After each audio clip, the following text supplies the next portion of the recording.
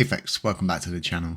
Happy Catty Crypto here. So, as you can see from the title of the video, can Lunar Classic ever hit $1? And there's some other things you're going to be going through in this video just towards the end, but mostly this video specifically targeting this whole $1 theory and the whole bar behind it, and breaking down really for, the average Joe, what to look for in a coin when someone says to you $1, next week to the moon, we're going to hit $1, this, that, and the other. So the best thing to sit there and do is to pretty much look at a coin and ask yourself, can I hit $1? And the simple answer to this is yes, of course it can. But what we need to look at first is, what does a coin need in effect to be able to hit those kind of price ranges? So the simplest way to do this is, if there's 6.9 trillion total supply, okay, and each one of those coins is worth $1, that means you would have a market cap, okay, of $6.9 trillion, because each Lunar Classic coin would be worth $1, right? So then you need to take yourself over to Bitcoin. In fact, don't even go to Bitcoin, just go to the top 10 and look at what Bitcoin's market cap is. It's not even at $500 billion at the moment, okay? Yes, it has gone up higher during bull runs and things like that, but currently sat below $500 billion. So we're definitely not going to be hitting $1 anytime soon. Now, going back to the price of Lunar Classic.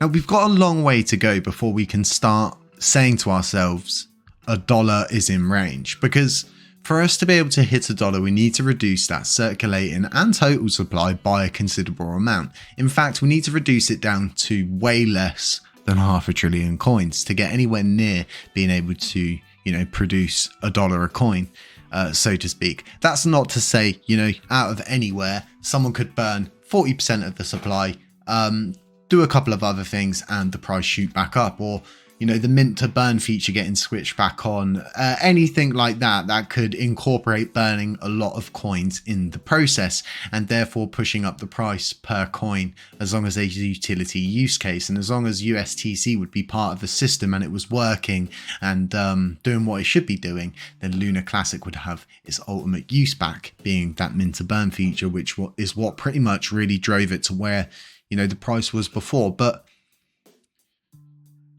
you always need to take this step back when you're investing in crypto and understand the maths. And it's so simple to understand the maths behind, $1, videos and stuff like that. And that's kind of the reason why I'm doing this video, to get you guys to better understand that, a lot of it's just clickbait.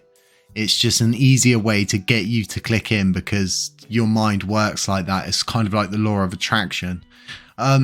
So like I said, anything's possible. We're at rank 32. We're doing really good for where we are. How short of a time span we're in for this movement is insane. It normally takes way over a year for a community and a coin to get together under one banner like we have to get to where we've got to. So in my opinion, as long as we reduce that total supply down to less than $500 billion, I would say then, if we're in a bull run, you could definitely be looking at $1 a coin, but we're a long way off of it, and that's just the God's honest truth.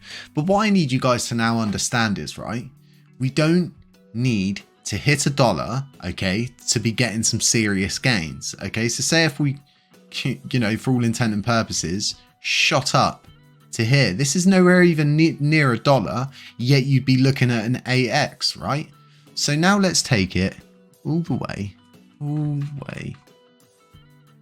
that $1? I think that's $1 there, isn't it? I might get this wrong, but either way, going up to there, let me get the ruler. You would be looking at some serious percentage, all the way up to $1. And say you put $10,000 in, okay, way down here. Imagine how much that's going to be worth even at here.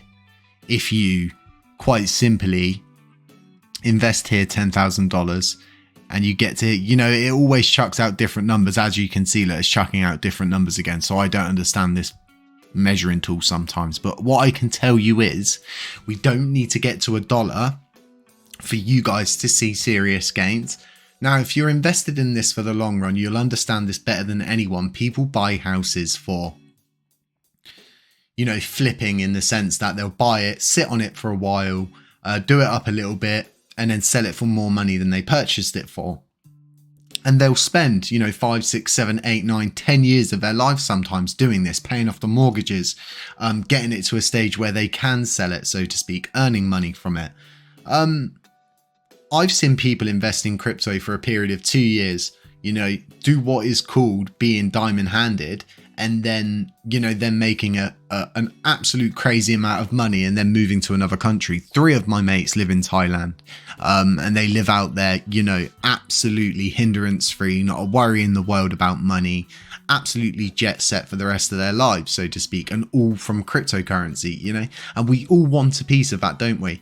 There's not one person here who wouldn't want a piece of that life, who would not want to wake up in a hot country every day, not worry about money, not worry about, you know, going to work and all these different things and what you've got to do today, and just thinking to yourself, what do I want to do today?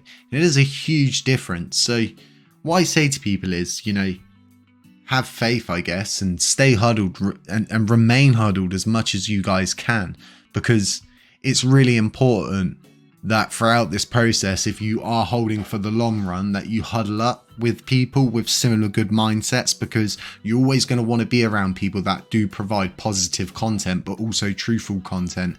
And they're good communities that are really wholesome and not just built up from like mindless following, so to speak. So like I said, something a little bit different just at the end of this video, and it's going to be just a, you know, a 10-minute video this time round. But you've got CEX volume and then DEX volume, and it seems like CoinMarketCap are trying to try a little bit more with things. So this is really interesting. So a measure of how much of a cryptocurrency was traded in the last 24 hours on a decentralized exchange, and then on CEX volume. So this in itself is really interesting. To see this is coming up. I don't know how long it's been here, and I think it is there for all other coins. Yeah, so it's good to see this. But a lot of people say to me, CoinMarketCap, Jay, how come they don't update their numbers? And we just don't have a solid explanation as to why they take so long to update things.